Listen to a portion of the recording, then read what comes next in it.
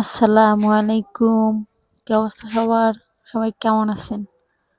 আজকে আমার মনটা ভালো নেই। আজকে অল্পের জন্য বেঁচে গেছি। আল্লাহ তাআলা আমাকে বাঁচায় দিয়েছেন।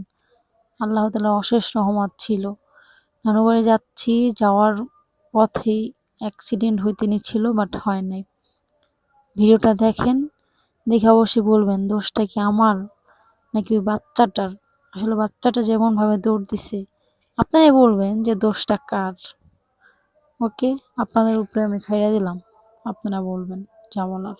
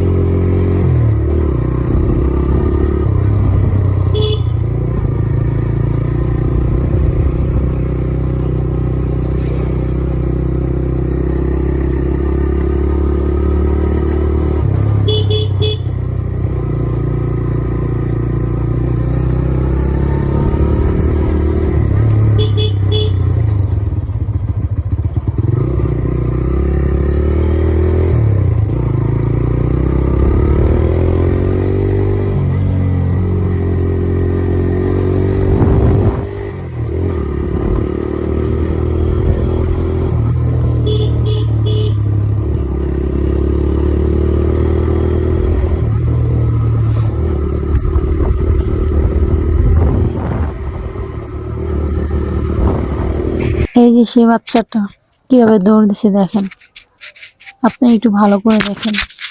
আজকে আমি যে অ্যাক্সিডেন্ট করতাম, সবাই আমাকে বলতেন যে মেয়ে মানুষে কেন বাইক চালাইতেছি। আসলে আমি মেয়ে মানুষে কেন বাইক চালাতেছি সেটা তো আমি নিজেই জানি, তাই না? আজকে আমি বাইক চালাইতে পারি বলেই এই বিপদ, মানে আমার কাছে অনেক বড় একটা বিপদ। ও নানা অসুস্থ, যখন তখন আসতে পারি। আর আমার বাইক না থাকলে আমি যখন তখন আসতে পারতাম? আপনারাই বলেন তো। আমার জন্য আমার কাছে বেস্ট, আমার বাইক আমার কাছে বেস্ট। আসলে অনেকে কমেন্টস করেন আমি কেন বাইক চালাই, মেয়ে হয়ে কেন বাইক চালাই। আচ্ছা, আমি মেয়ে হয়ে বাইক চালাই, আমার সমস্যা না, আপনাদের সমস্যা কোথায় বলবেন দয়া করে। যে রাস্তায় অ্যাক্সিডেন্ট করতে নিয়েছি, আজকে ভিডিওর মধ্যে উঠাইছি, আপনারা দেখে বলতে পারবেন যে আসলে দোষটা কার, আমার নাকি বাচ্চাটার। এখানে তো আমি দেখি না আমার দোষ। এরকমই হয়, অ্যাক্সিডেন্ট হলে না সবসময় মানে যারা গাড়ি চালায় তাদের দোষ হয়। আসলে অনেক সময় কেউ কখনো ইচ্ছা করে এরকম করে না, কেউ কখনো চায় না যে কোনো একটা সমস্যা হোক, এরকম মন মানসিকতা নিয়ে কেউ গাড়ি চালায় না। আমি তো কখনোই না। যাই হোক, অনেক কথা বললাম, আপনারাই বলবেন যে আসলে আমার কি দোষ ছিল। নানু বাড়িতে আসার কারণ হচ্ছে নানুকে 2 টাইম ইঞ্জেকশন দিতে হয়। ডায়াবেটিস অনেক বেশি বেড়ে গেছে, এই জন্য আসতে হয়, কিছু করার নেই, আসতে তো হবেই। নানু অনেক অসুস্থ, নানা অনেক অসুস্থ, দুইজনই অসুস্থ। আর আমি আইসা ইঞ্জেকশন দিয়া দিই। নানু আর কারো হাতে দিতে চায় না, সবাই নাকি ব্যথা দেয়, আমার হাতে নাকি ব্যথা পায় না। আসলে যে তাকে ভালোবাসে সে তাকে দেখলেই শান্তি, সে মারলেও ব্যথা পায় না। নানু আমাকে এত পরিমাণে ভালোবাসে, আমি যদিও মারি, এটা তো মারাই তাই না, আমার হাতে তো এটা ইঞ্জেকশন দেওয়া মানে তো ব্যথাই। সে বলে আমি আমি ইঞ্জেকশন দিলে সে ব্যথাই পায় না। কি একটা আজব কথা। এই কথা শোনার পর থেকে আমার কষ্ট হলেও আমি চলে আসি, যত কষ্টই হোক। এই শীতের মধ্যে বাইক চালানোটা আসলে অনেক কষ্টকর। তো রাতের বেলায়, সকালবেলা 2 টাইম যাইতে হয় নানু বাড়ি, কিছু করার নাই, যেতেই হবে। সবাই দোয়া করবেন নানার জন্য, নানুর জন্য, তাদের যেন আল্লাহ তাআলা অনেক ভালো রাখে। আজকে আসলে দেখাবো আমাদের বাড়ি নানুর বাড়ি থেকে কতটুকু দূর। ভিডিওতে তো অবশ্যই দেখতে পাচ্ছেন রাস্তা দিয়ে কতটুকু সময় লাগে, এবং পুরোটা রাস্তা দেখানো হয়েছে। এটা হচ্ছে চক দিয়ে যখন যাই, ডাক দিলে অবশ্যই শোনা যায়। যার অনেক বড় একটা গলা আছে আমার মতো, সে যদি ডাক দেন তাহলে অবশ্যই শোনা যাবে। একদম কাছে, চক দিয়ে আসলে 5 মিনিট সময় লাগে, রাস্তা দিয়ে তার থেকে একটু বেশি সময় লাগে হাইটে গেলে, বাইক নিয়ে গেলে 5 মিনিট 4 মিনিট এরকমই লাগে। চলে যাচ্ছি বাড়ি, সবাই দোয়া করবো রাস্তাঘাটে যেন এরকম বিপদ কখনোই না আসে। আমিও দোয়া করি যত ড্রাইভার আছেন, যত লোক আছেন, কখনোই কারো যেন বিপদ না হয়।